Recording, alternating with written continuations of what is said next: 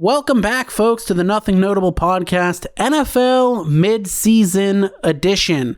I'm Jack Hubert, joined, as always, by Daniel Elmore. Shit, man, this season's been insane so far. We were going through yesterday, trying to figure out what exactly we wanted to talk about, and it just changes every day what's going on in this season. The NFL is a real week-to-week league right now. Absolutely just insane year. Give me your thoughts on it. If we did this last week, we would have had dramatically different thoughts on half of the teams in the NFL almost. And now here we are a week later and it's like, oh no, okay, I don't know. We can't make definitive statements about most of these teams because of the fact that they are changing from week to week so dramatically. Like the Bengals looked like they were going to be one of the better teams in the AFC last week. They lose to the Jets this week. I still think they're going to be good, but like, you know, now what? The Niners looked like their season was completely over. We'll talk about them later. They have a pretty good win against the Bears, a really great second half. I don't know. Maybe they could still sneak into the playoffs. There were like 4 or 5 backup quarterbacks that played this week. So I don't know. There's so much happening that it's hard to project anything, but we'll do our best to do so. Right. Let's maybe start on the injury front because there was some major breaking news in terms of that today. Derrick Henry has a foot injury. He's going to be out for potentially the rest of the year. So that was something that popped up this morning that we had no idea about. And that really does change things because the AFC is kind of wide open at the moment. There's like 8 teams that like are all between like 6-2 and like 5-3. So they're all over the place. And that's not even counting the Chiefs, who I don't think you can count them out still because, you know, when we get to January and you're in the playoffs, I don't want to be playing Patrick Mahomes personally. I don't think that I would feel very confident going into any game against Mahomes and Tyreek Hill and Travis Kelce and all those guys they got. But the Henry injury is big because he kind of was their, I don't want to say he's their whole team, but like he was the, you know, the straw that stirs the drink, so to speak. He was putting up an MVP caliber season, so much so to the point that last week before they played the Chiefs, people were like, is Derrick Henry more valuable than Patrick Mahomes is to his team? I don't know. And today, you know, we're recording this the day before the trade deadline, so we don't know. We can't see into the future what teams are going to do in terms of that. But I would imagine the Titans do something because if they really do think they're a good team and at 6-2, I think they probably are. You know, these opportunities don't come around very often and you want to try to capitalize on them. Yeah, I think what's interesting is like this offseason we saw a lot of teams be they weren't super aggressive. Some teams were, like the Patriots. They went out and got a lot of guys, but a lot of teams were kind of like nervous about the whole cap situation. They didn't want to like they didn't want to make a move. And I feel like it's going to be the same thing at the trade deadline. There's not going to be a lot of aggressive trades, most likely. But I think that this is the exact time to make aggressive moves, don't you think? I think if you're the Titans and you're sitting at this record, which is at the top here of the AFC, and you have a chance to finish out the season at the top of the AFC with steady quarterback play and with some good team offense and defense, I feel like you should go out and make a move. I started off the previous NFL pod talking about how I think that the Buffalo Bills are going to have a Milwaukee Bucks-like season. I still think that that's possible, but now I'm starting to think that that is possible for multiple teams, and the Tennessee Titans is one of those teams. If they're aggressive here, if they make a move, if they try to do something, if they try to, I don't know. Can I throw out an idea to you? Yeah, go for it. Because I've been hearing a lot of people like just throw out possible running backs they can go get. And I almost think like they're obviously going to need to do something just to add depth to their running back room because it's like Jeremy McNichols and that's it now. But there's no one out there who they could go get who is Derrick Henry or even comparable to his level. What if they went kind of like, you know, the opposite direction and got another wide receiver? Because they got A.J. Brown and Julio Jones, but Julio's been hurt and behind that's really not much going on. What if they went out and got a guy like Odell Beckham or something like that? I think adding an extra weapon for Ryan Tannehill could only be helpful. It couldn't be a negative. So like I think if they want to go running back, if they want to go wide receiver, I think they have to make a move on offense. It doesn't even have to be a trade, but go sign a guy that's been hidden away on a practice squad all season. You know, go find somebody that's been waiting for a call all season. best of luck to the Titans. I like that team. I like Vrabel. I like Tannehill. I like a lot. I like Henry. You know, I hope for the best for them. But I think that the best is only possible if they really act on this moment. If they don't throw away their shot. It's really going to be show me time for Tannehill. We saw what he was in Miami under Adam Gase, and it wasn't great. It was kind of middling. And then he comes to Tennessee as the backup, actually. Marcus Mariota gets hurt. Tannehill comes in. And, you know, he was really able to capitalize off the strengths of this team. Yeah. Was able to use the run game with Derrick Henry to set up how like efficient they were on offense. And he's kind of had a bit of a down year this year. But it's going to be time for him to show that like he's a guy in this league. Like he's a guy who can, you know, win you some games, win you some playoff games. So going to be a big next couple months for him, and I'm very intrigued to see how that plays out. It's gonna be the end of a lot of arguments, I think, because there's a lot of Tannehill stands like myself that are like, no, he's a good quarterback, and then a lot of guys are like, no, he just has Derrick Henry on his team and like AJ Brown and whatever. So regardless of if he flounders or if he prospers, we'll get a better sense of who he is as a quarterback, and that's always fun. Let's shift now to, you know, maybe a little negative on a team. I don't want to like, you know, do the pile-on thing on them here, because I feel like everyone's just targeting them because it's kind of been easy at this point in the year. But the Chiefs have disappointed. It's just flat out simple. Like the Chiefs have not played to the level that we thought they would.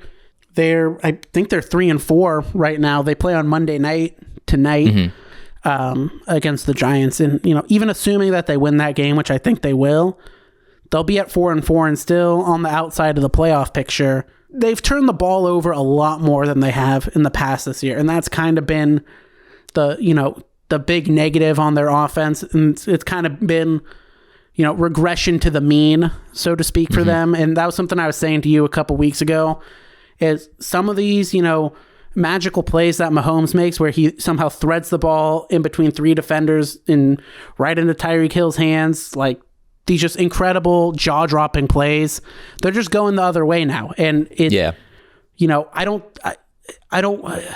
people keep saying, oh, the league's figured out Mahomes, and I'm like, not really. I don't think. It's more so that like they've just been a little unlucky this year as opposed to being extremely lucky in the past. Listen, the defense was always gonna take them down a little bit. So the defense was always gonna be trouble, and we always knew that. But we always had Patrick Mahomes' incredible Steph Curry-like ability to just ignite offense whenever he wants it. And then when that's taken away, I mean, what are you? You're just like everybody else. There's a lot that's going wrong, though. Full transparency, I've only watched like maybe 6 total quarters this season of Chiefs football, which is more than some other teams that we'll talk about. But what I've noticed is that in Trent Dilfer terms, he's not taking the cheese as often. And that was kind of the thing about that team that made me go, oh, they'll never be beat, because they'll always have 3-4 yards to Tyreek Hill. They'll always have 3-4 yards to Travis Kelce. And it just doesn't seem like he's taking the cheese as much because the defense is giving up so many more points. He's trying to do too much. And then he ends up turning the ball over, and then they get into a bigger hole. And then you can't take the cheese once you're in a bigger hole because you don't need 4 yards. You need 40 and 3 touchdowns. There is a chance that they only lose 4 games this whole season. Right. You know, they could absolutely go on a run. They will end up over 500. There's no question in my mind. But where do they end up? Where do they end up? They won't end up as the 1 seed. They won't end up as the 2 seed. All that matters is that they get to the playoffs. And once they get to the playoffs, they're still dangerous. But it doesn't feel like they have the magic this season. Kind of seems like a lost, soulless team. Right. I think you hit it on the head. It really seems like they're pressing right now. Like they're trying to, you know, prove to everyone almost that they like still are the same old Chiefs that they have been the last 3 years. Mahomes is still very, very good. And I think the people who are like, he's not good, he's always been this, he's just a product of the system, they're showing us their ass. They're just being absolutely stupid. I think they need to run the ball better too, which is like a very, you know, kind of simple thing to do, because generally if you run more, you will win more games, because when you're ahead, that's what you do, is you run the ball so you can eat up the clock. Well, what do you think of Clyde Edwards-Helaire so far through 1.5 seasons? Well, he's hurt right now, but I think in general, like, I loved Clyde coming out of the draft. I think they have horribly misused him. He's not an outside run guy. Because he doesn't have the speed to do that. He doesn't have, like the Raheem Mostert speed where he's running a 4.3. I think he ran like a 4.58 or something like that. He is best when he is running through the tackles up the middle. But that's not what they want to do on their offense. So they keep sending him out on these outside runs, and it doesn't really work. And I also think that, when he was healthy, they weren't utilizing him enough in the pass game. That was one of my favorite things about him coming out, was his ability as a pass catcher out of the backfield. And they criminally underutilize him in that department. So that's a coaching thing there. That, I think Andy Reid is one of the best coaches to ever do it. But we also have to remember that, none of the coaches out there are perfect. They're not infallible. Andy Reid was fired at one point from Philadelphia after being there for a very long time. We tend to get in our heads about certain coaches, and we'll talk about some of them later, but these guys are, geniuses. They're incredible coaches. And while that's, true to a point, they all still have flaws. And I think Andy Reid has shown us some of his flaws this year. They aren't clicking. They're not fun to watch. That's why I've only watched 6 quarters of this team. If I want to watch bad defense and bad offense, there's a number of teams that are more entertaining at the very least. I'll ask you this question, and we can shift to maybe a little more of a positive note. Who do you think has been the most fun team to watch this year? One of the overwhelmingly positive things of this year has been the rookies. Not just the rookie QBs, but also Jamar Chase, a lot of these receivers, some of these defensive guys. So it's a lot of these young teams that I'm finding to be the most fun. I really enjoy watching the Cincinnati Bengals. Yeah. They had a tough one against the Jets. They did. They've had a lot of heart. They've played really well. It seems like they're playing to their players' strengths. The combo of Burrow and Chase is really fun. I think we forget how much fun that thing is. The quarterback and wide receiver one relationship, because a lot of teams, we see this with the Niners, and sorry to keep harping on the Niners, but that's our hometown team. So that's the team that we watch the most. Backdoor Niners pod. But a lot of these play caller coaches, a lot of these dynamic new offensive coaches, it's all about system. It's okay, we can fit any piece into this and it'll work. So there's not there's not a Montana or Steve Young throwing to Jerry Rice anymore. Even Brady only had Randy Moss for a short window. And so when I get to watch Burrow throw to Jamar Chase, it's just these two have a special dynamic chemistry that he doesn't have with all the other receivers. He's hitting all the other receivers very well. Burrow's playing great. I love Burrow. But those two together is so much fun. And then the Panthers early on. Yeah. And then the Panthers early on. Because early it was Sam Darnold, you've done it. You made it. Congratulations. And now things are kind of turning, which is disappointing. But at the beginning of the season, they were a legit team, and I was really excited about them. And they were playing good on offense, playing good on defense. Darnold was kind of dynamic. It still looked like he was growing. That's always fun to watch, is when someone's growing and you can see them developing positively in real time. So all of that was really fun. And then it took a downturn again. But so those are some of the teams that have been really fun. Specifically, though, Burrow and Chase in Cincinnati. Burrow and Chase have been so fun to watch. The Jamar Chase thing is just hilarious to me because it shows kind of how stupid and reactionary everyone is in, sports media and sports Twitter and whatever you want to have it. And it's kind of one of the things I like about us not having a weekly sports podcast that we do, although maybe in the future you never know what happens. But like and subscribe and comment below if you want a weekly podcast about the NFL. Because in the preseason, Jamar Chase dropped 2 or 3 passes and was just dropping passes in training camp, and everyone's oh, this guy sucks. He's a bust. They should have drafted Penei Sewell, who went to the Lions instead. And then, as soon as the season got here, Jamar Chase has just been in his bag. He's been killing it every single game. He has not had really a bad game yet this year. So I just think that has been so fun to watch. And I love the future of that team too. How they're set up, because they have Burrow, they have Jamar Chase. On the other side, they have T. Higgins, who I think is really good. Joe Mixon is a really quality running back, and I'm generally not in favor of paying running backs big money just because I think you can. I think there's obviously like Joe Mixon's better than a guy you would get like in the 6th round or something, but I think you can manufacture that type of ability. There's just so many good running backs out there, I think.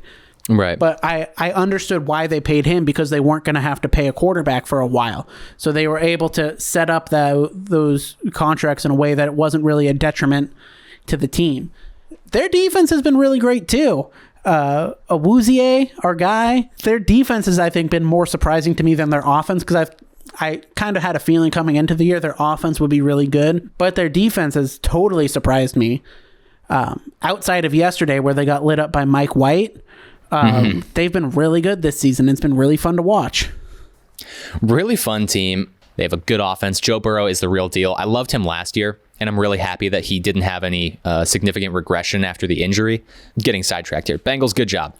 Yeah, let's move into the rookie quarterbacks, because I think, a lot of people are down on them this year because they just look at the box scores. Which, first of all, if anyone hears the rain in the background on my mic, I apologize. We're getting rare rainfall in California. But I digress. I've been pleased with the rookie quarterbacks this year. I think all of them have struggled at times. A lot of turnovers happening. They aren't winning a whole lot of games.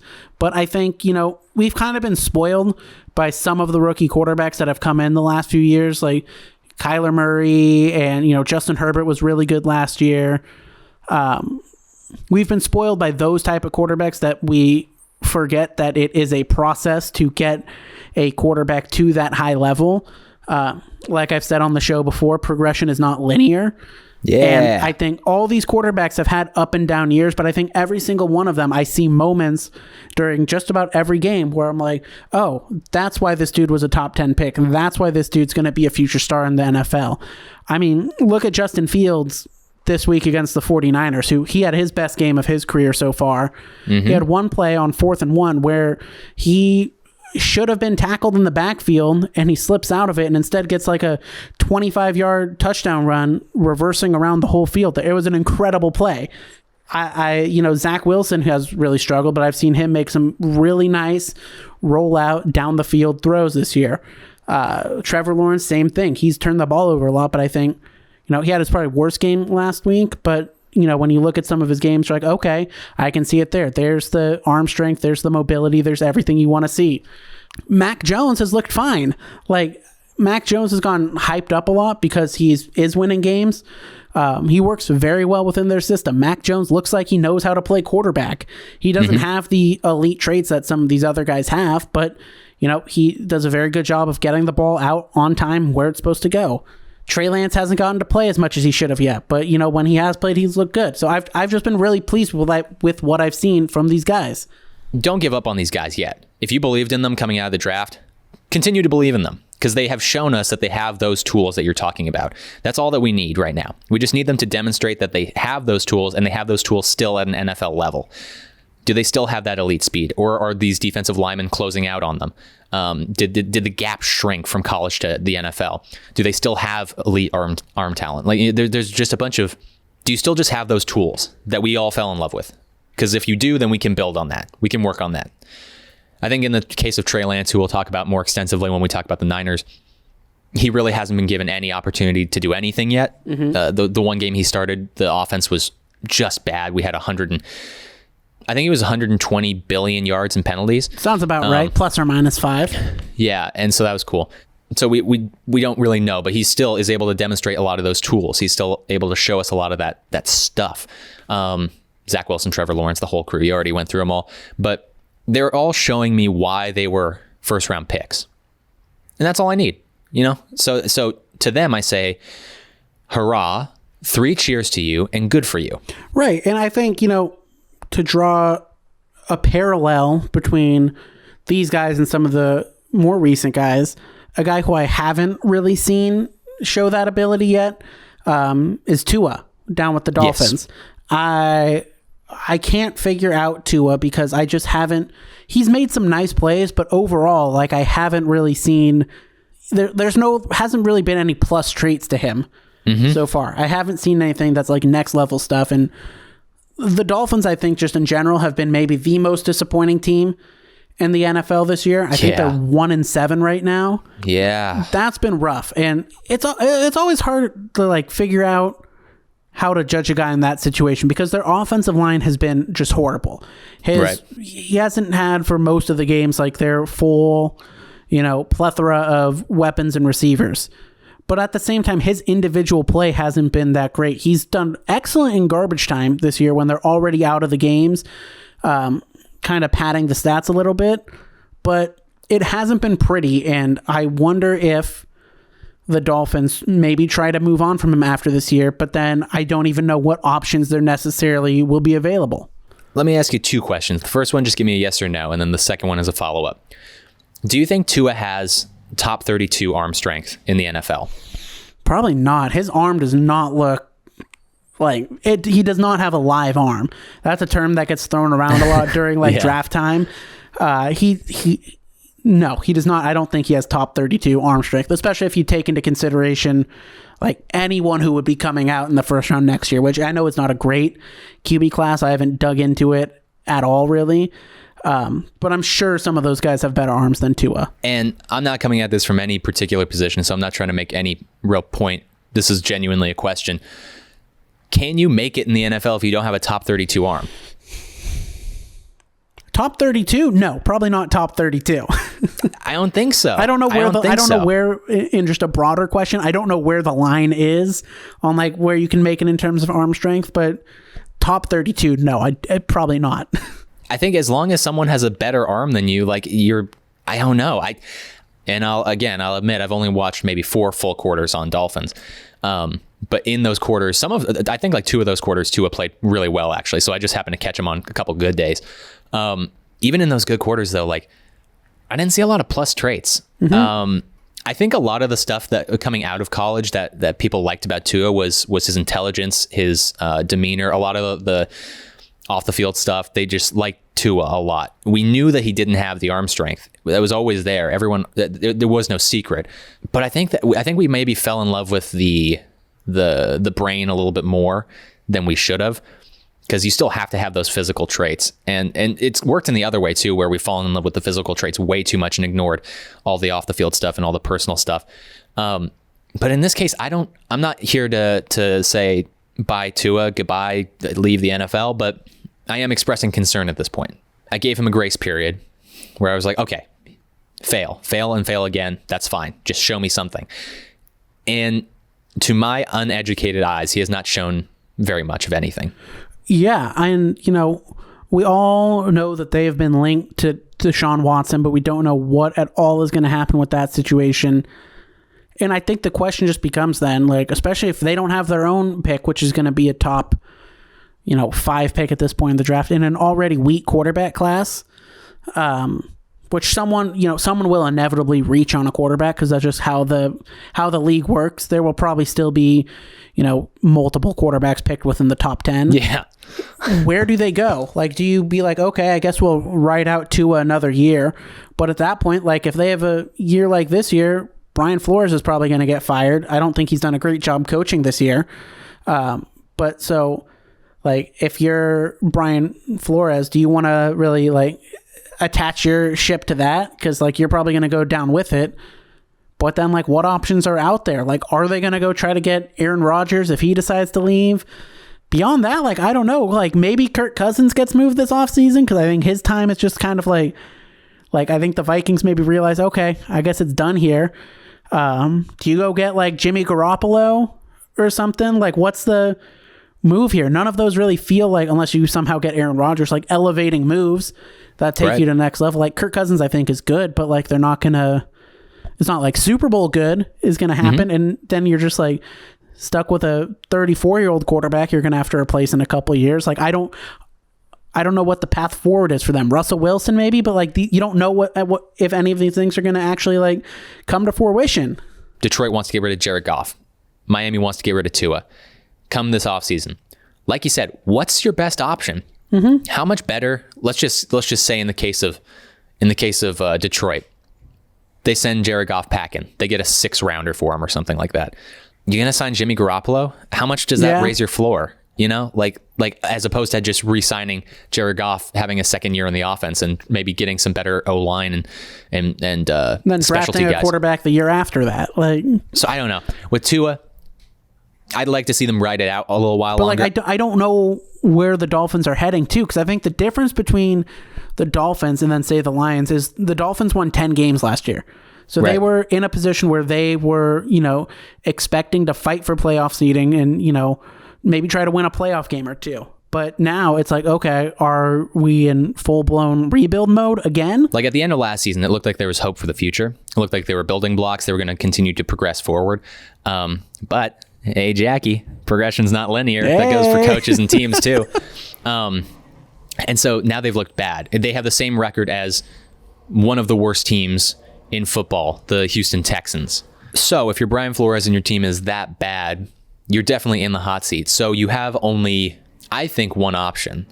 You can't draft another quarterback. You can't really ride it out with Tua if your intention is to keep your job and your job alone. You have to go get a veteran quarterback. And there's two ways you can do that. You can either go get like a guy like Fitzpatrick, which is what they had last season. You could go get Jimmy Garoppolo. You could go get Kirk Cousins. You could go get, one of these kind of guys. Teddy Bridgewater, Tyrod Taylor. You can, I shouldn't have included Kirk Cousins in that list, but he's better than those guys, I think. I like all those guys though. But you can go get those type of guys. And again, it's sort of shooting for the middle. You're just raising the floor, but you're not raising the ceiling at all. You're going to bump your head. But then the other way is Aaron Rodgers, Russell Wilson. How likely is that? It's kind of wishful thinking there. It's very wishful thinking. It's very unlikely. You're also going to have to beat out 25 other teams in terms of offers for those guys. Right. And so what can you offer? As much as we make fun of Jared Goff and the Lions, at least the Lions got a starting caliber quarterback out of that trade as well, in addition to picks. He might be a lower tier starting caliber, but they got something. They got a guy. And that's the concern about the Tua package also, because I would assume you'd be trading Tua in that package. I don't know if a lot of teams are looking at Tua right now and being like, well, hey, there's an asset, even if it's a bad asset, So one, I don't think that there's really a trade package available for those guys. Two, if both of those guys worked their way out of their contracts and became free agents, I'm not sure if they want to sign there right now because of how bad they are. Mm-hmm. If they end up close to 500, maybe. But still, if I'm Aaron Rodgers, I'm saying, I don't know about that team. Washington's better than that team. I would rather go there. I'd rather go to Denver. I'd rather go here or there and the other thing.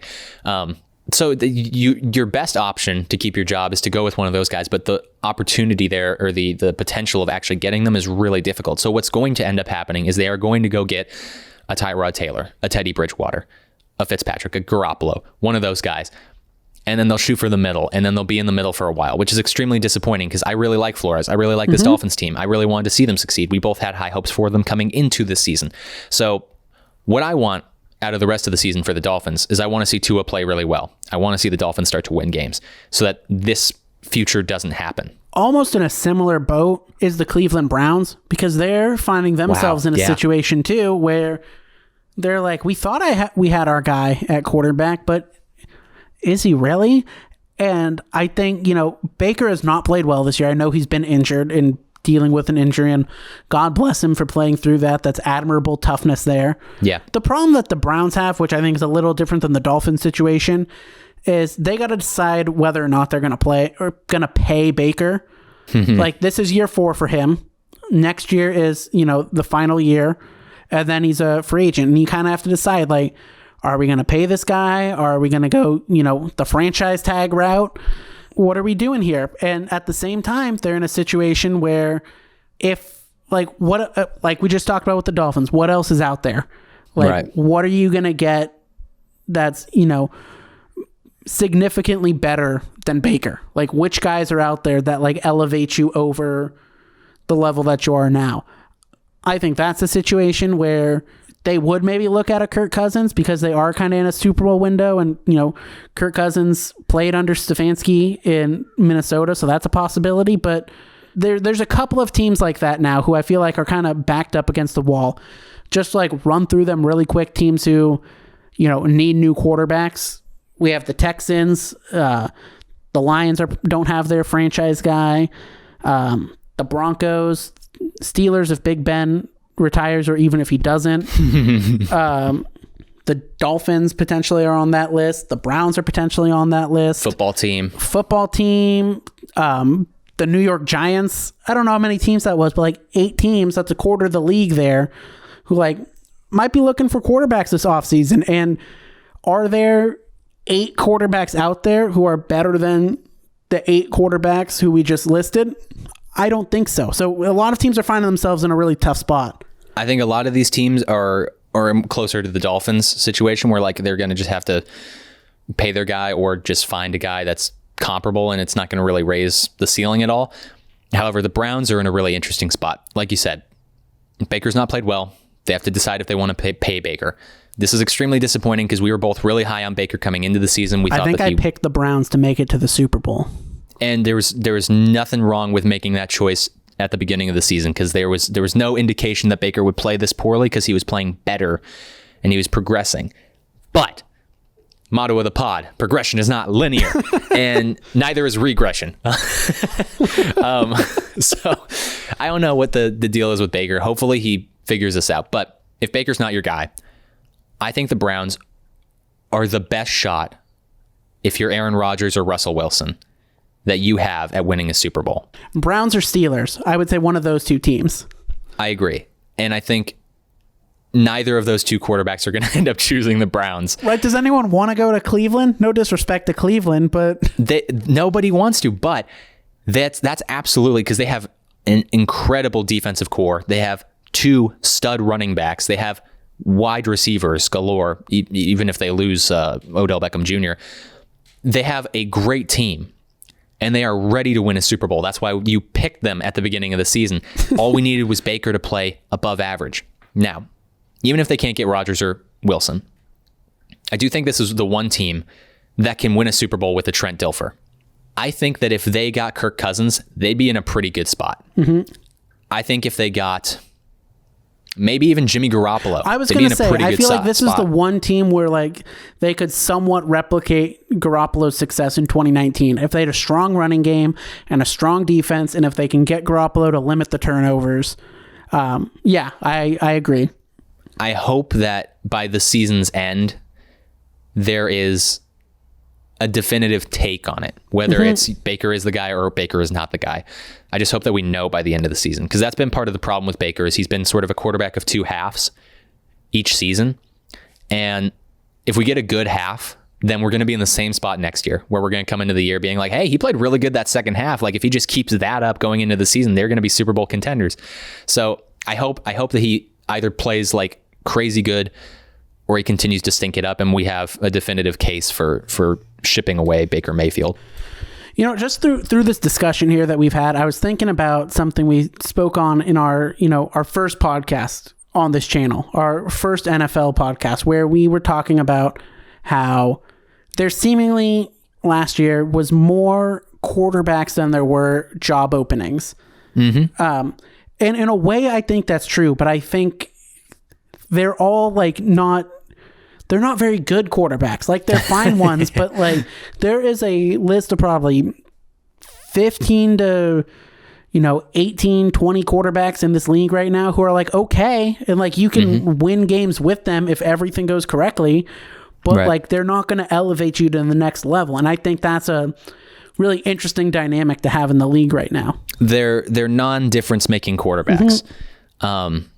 And there are non-difference making players at every single position. And you can get away with that at a lot of positions, but you can't really get away with it at quarterback. No. And I think that's what we've been learning is that, as much as we both like a guy like Tyrod Taylor, not a huge difference maker. He's not really putting you... He's a bridge guy. He's a bridge guy.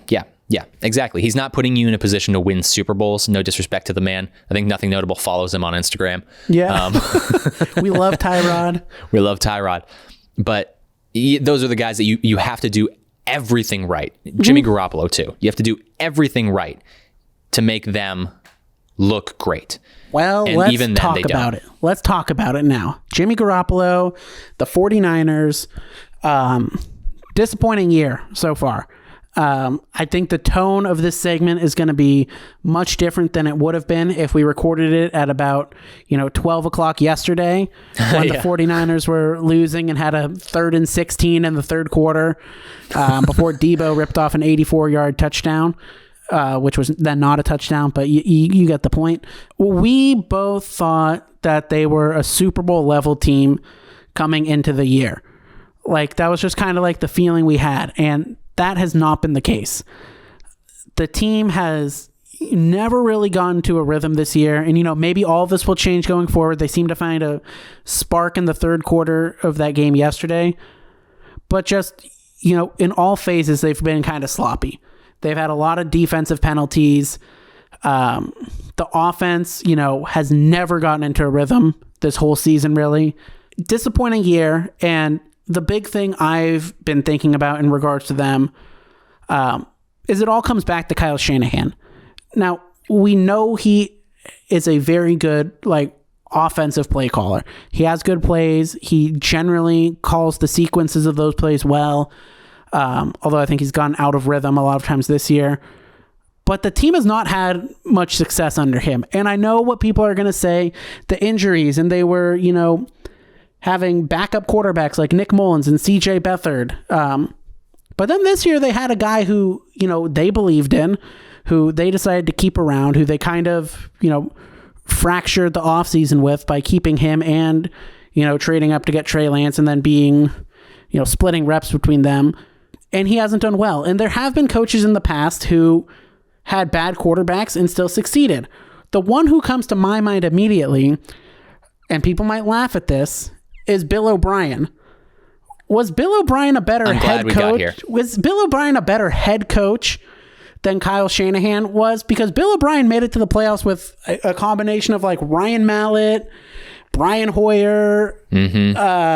Oh man, who was the other one? There was one more guy that season, I think, who started. But they played 4 or 5 quarterbacks that year. Was it TJ Yates? TJ Yates, that's the one. Yeah, I was the guy from North Carolina. But Bill O'Brien gets a lot of shit, and I think a lot of it is deserved. But I think as a coach, he was pretty good. As a general manager, he was awful, and that was kind of the downfall of that team. But, to get back to the point, Kyle has struggled, and I think, we don't need to keep pretending like Kyle is infallible. He has flaws. The 49ers are not winning the Super Bowl this year, and it's very disappointing because we had such high hopes. It does come down to Kyle, and I think it comes down to the fatal flaw of this season, which we did not acknowledge. We acknowledged it, but we actually thought it would be a good thing. And that is something that you and I have talked about over text, is that we were building 2 offenses this offseason. Mm-hmm. And in that, because of that, we did not unify as a team. We did not unify our plan. We did not really come together and figure out what our identity was going to be, because we had, we keep joking about it, but Kyle and John were drawing up plays for Trey Lance immediately, after his pro day. Yeah. So and then you said, where are those plays? That play was just run him into the line. Yeah. So they've been coming up with Trey Lance offense, which is all pistol, which I hate. It doesn't even make sense because that's not what he ran in college. And then they have Jimmy Garoppolo offense. And you saw that when Trey Lance made his one start against the Cardinals, the offense was just out of rhythm. It didn't really, there was no sense of clear direction. It seemed like a totally different team. It seemed like they were trying on a new costume. The whole thing this year has been coming down to that Jimmy Garoppolo, Trey Lance decision. We thought we could have both. And by doing that, we ended up ruining our chances at a Super Bowl because we basically just created another bridge situation where Jimmy's going to start this year. We'll hopefully do well. But where we tricked ourselves was we thought Jimmy will start this year. We can still win a Super Bowl, and then Trey will take over. Right. I don't know why we believed that, why we allowed ourselves to believe that. Something else I've said to you before is we keep thinking that this Niners team or this Niners organization is the 2019 49ers, when more often than not, they have not been. They have been a 6-win team. Mm-hmm. Now, I don't want to get too negative on Kyle, because I think Kyle is a great coach, and I think he'll bounce back, and we'll have a good second half of the season, and we'll end up being yeah, this is a pretty good season. But the season has felt completely lost regardless of what our record ends up being, Jimmy basically saved his job against the Bears, and so he will continue to start. I was kind of hoping that he was going to have a bad game so Jimmy that we will could rip the continue to Band-Aid start off. unless by the time this podcast comes out, they've traded him, which I don't think will happen, but you never know. Unless we trade him to the Browns for Baker Mayfield, which you just never know. Let me ask you a quick question because I want to talk more about the Niners, but let me ask you this. Did Jimmy Garoppolo ruin Kyle Shanahan's career? Now, a lot of this comes back on Kyle. A lot of this is injury. A lot of this is all the other things.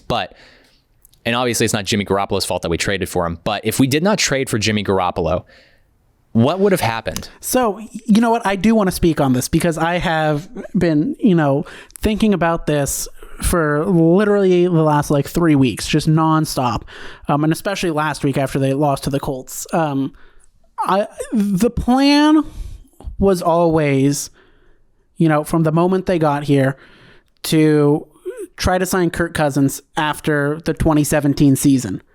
That's why going into that draft, they didn't really look at, Mahomes or Deshaun Watson or anyone like that. Their plan was to get Kirk Cousins. Now, they completely undermined that plan by trading for Jimmy Garoppolo. And I don't know if that was, a John Lynch idea or Kyle Shanahan idea. And quick sidebar, I think John Lynch is also culpable for a lot of the problems that this team has had. And I think, if this season continues to go south, I think his job might be on the line. I think he could, I don't think Kyle will get fired after the season, but I think there is a, 20-25% chance John Lynch does get fired after this year. But regardless, they undermined that plan by trading for Jimmy. 2018 happens. End of 2017 happens. Jimmy plays really well. And they decide to sign him to the big contract, which at the time was the biggest ever, which, that was probably mistake number 2. They probably should have just franchise tagged him. That probably would have been the smart thing to do after only seeing him play 6 games. 2018 comes. He doesn't look, he really didn't look all that great in the first 3 games of 2018. And then the ACL happens. But I've in the last few weeks started thinking back. I'm like, it's not like he was playing at that 2017 level in 2018. Right. He was not playing great. 2019 happens. Everything goes, kind of as well as it could. Make the Super Bowl, lose the Super Bowl. And then there's the talks about Tom Brady. And they think about getting Brady. And, from a football perspective, it probably would have been the right move to do. As a fan, I didn't personally want it to happen, even though I like Brady and I think Brady's really good. The best to ever do it. But just as a fan, it just felt weird to me doing that. You don't want to win a Super Bowl with Tom Brady. It wasn't the most fun way to do it. But, from a football perspective, they probably should have done that move. Mm-hmm. Jimmy's value was at an all-time high. They could have moved on from him. 2020 happens. Jimmy, was hurt all year, but even when he was healthy, did not play well. That first game in Arizona, I think about that last pass of the game where he just completely misses the mark. There's another one where he's in the pocket and he just has no clue what he's doing. He's spinning around and no one's even near him. It was a bad game. It was a bad game. I think of that game a lot. He kind of played like that a lot of the year when he was healthy. But, in the offseason this year, they look at everyone under the sun. They look at Matt Stafford. They were very close to getting Matt Stafford from what I have heard. From the boots on the ground that I've talked to, they were very close to getting Matt Stafford. They, checked in on Sam Darnold. They checked in on Andy Dalton. They were trying to sign him. They checked in on Carson Wentz. They really wanted to get Deshaun Watson, and then his whole situation happened. They were basically in on every single quarterback that was available this year. And then they traded up to get Trey Lance, or to whoever they wanted to pick there. Trey Lance. We're all just assuming it was that. Some people want to say it was Mac Jones. Don't think that's true at all. I don't believe that whole story. I think that's kind of been planted as there's a lot of anti-Niner stuff going on right now, and I think it's all kind of a part of a thing. If Mac Jones would have fallen to them at 12 before they traded up, I think they would have strongly considered picking him. but I don't think they traded up to get Mac Jones. And people are like, oh, Shanahan wanted him, but then he was pressured by everyone else. No, Shanahan's like in charge of who's the quarterback. Like, right. Yeah. Yeah. But, to make a long story short, I think that, Kyle Shanahan will get hired the second he leaves the 49ers if he does. So I don't think he's ruined his career, but I think, if they would have never ditched their original plan and traded for Jimmy Garoppolo, I think they're in a very different situation than they are right now. I think they're in a very different situation. Even if they didn't get Kirk Cousins, I have heard that Shanahan really liked Josh Allen in that year's draft class, which I think leads more credence to the fact that they traded up to get someone who was not Mac Jones. But yeah, I think they've horribly mismanaged this whole situation, because also by drafting a guy and then still keeping Jimmy on the team, there's also, I don't think they've handled the locker room well, because it fractions the locker room in a way, because if Jimmy struggles, there's those guys who are like in the pro Jimmy camp, and then there's other guys who, if they see Jimmy struggle, they're going to be like, oh, we got this other guy here, why don't we try winning games with him? They like in a way undermined Jimmy's like leadership and authority in the locker room. And it's a locker room that I think is really missing that, because if you recall, after 2019, they lost two very key players to that locker room. Joe Staley retired, who he was like really the leader of the team. And the other guy who was a leader was DeForest Buckner, who they traded away. And, for as much as like the football field side, the like actual on the field side of the Buckner trade has been a negative, I think the culture change has also negatively impacted the team. Long-winded, but yeah. but well-winded, if I may say. Oh, thank you. I think we also lost Emmanuel Sanders, and he was only on the team for half a season, but like he was a huge influence Richard on those Sherman's guys. gone now too. Yeah, but exactly. I like that you brought up Emmanuel Sanders. That's a good point. He gave a lot of strong veteran leadership presence to that locker room. Debo has talked about it, numerous times around then, that like E-Man was his guy. Like Manny Sanders was his guy there. Right now, when you look at the struggles of this team, those position groups that are struggling are the same ones where we lost those veteran leaders. It's the cornerbacks, it's the receivers, running back, and we could really use some of those guys right now. Mm-hmm. I think, to your point about undermining the quarterback situation, we're undermining Jimmy's leadership, but we're also undermining Trey for when he does take over. As long as Trey Lance works out, as long as he is good, Kyle Shanahan will be back. John Lynch will be back. They'll re-sign for another 5-year contract. We'll make it to the Super Bowl, blah, blah, blah. Everything will be fine. We'll forget about this horrific nightmare. Mm-hmm. But if Trey Lance doesn't work out, and if Kyle is gone at the end of this contract, or a small contract after that, if John Lynch is gone, I think we'll have to look back at that decision to go get Jimmy Garoppolo, because as much as we group Garoppolo and Kirk Cousins together, there's a gap between those two. There's a gap.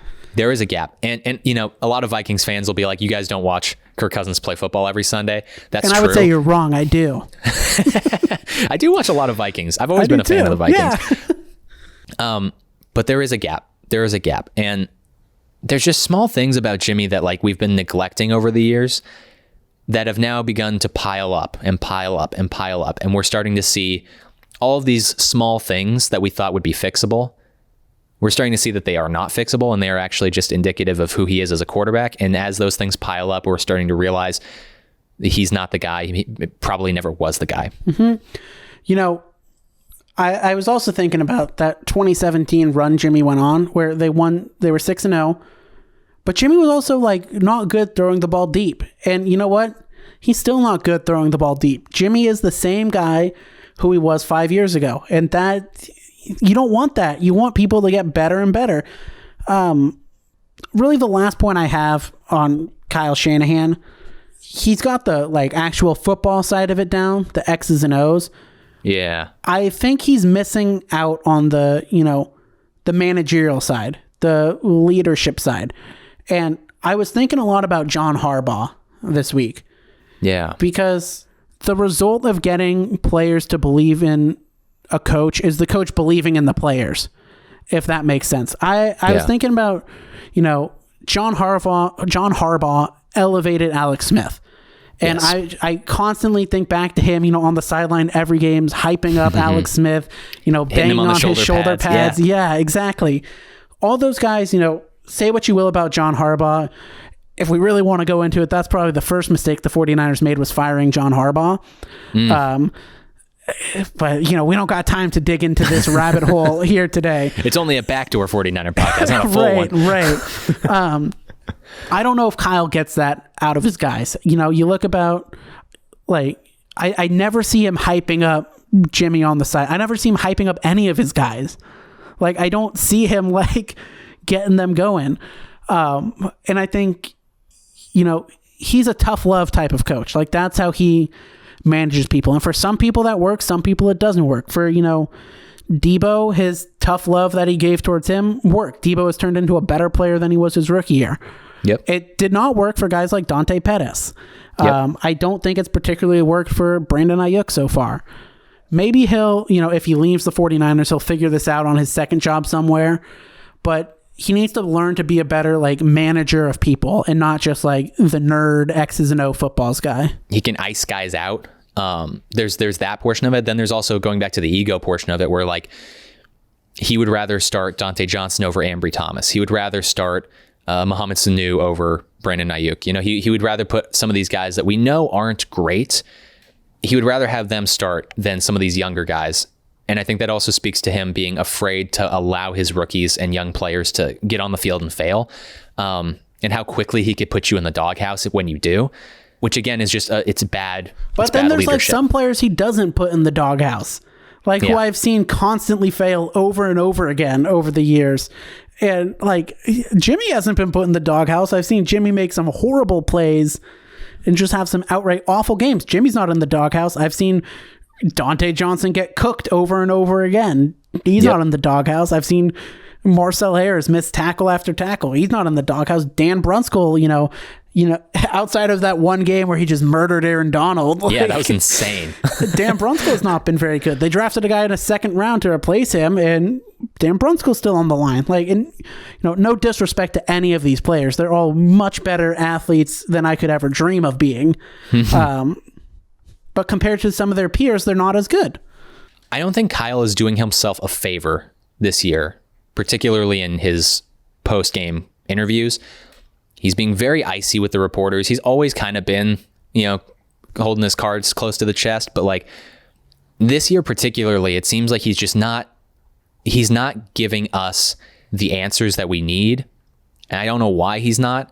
But it's creating a situation where everyone is starting to turn on him. Even his most diehard fans like us are starting to question whether he's a good head coach or not.